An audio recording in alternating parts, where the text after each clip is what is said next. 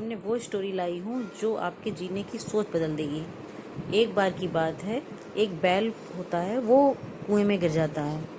कुएं में गिरने के बाद वो बहुत प्रयास करता है, बाहर नहीं निकल पाता है। तो उसका मालिक बहुत देर तक सोचता रहता है और फिर सोचता है क्या करा जाए। काफ़ी देर सोचने के बाद उसे लगता है ये तो बुढ़ा बैल है, इससे मुझे कोई फ़ायदा नहीं होगा। तो मैं ऐसा करता हूँ, इसके ऊपर मिट्टी डाल देता हूँ। और ये बैल बहुत बुरी तरीके से रोता रहा। आखिर परेशान होने के बाद वो एक जगह बैठ गया। इधर किसान सोच रहा था कि मैं क्या करूं। बहुत देर तक जब समझ में नहीं आया तो किसान ने सोचा इसको बचाने से मुझे कोई लाभ नहीं है, मैं इसे दफना देता हूं इसी कुएं में। किसान ने अपने सभी पड़ोसियों को मदद के लिए बुलाया और सभी ने एक एक फावड़ा पकड़ा और कुएं में मिट्टी डालनी शुरू कर दी।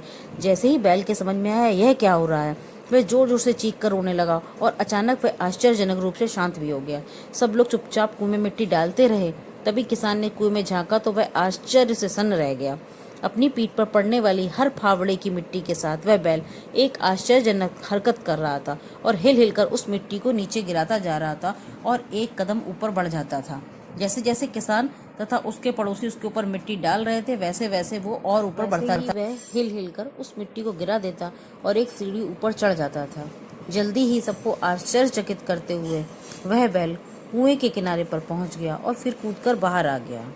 वह तब बाहर आया जब उसे लगा उसकी कोई मदद नहीं कर रहा था। तो हमारे अंदर भी वो एनर्जी होती है जब हम दूसरों का सहारा छोड़ के अपने ऊपर डिपेंड करते हैं।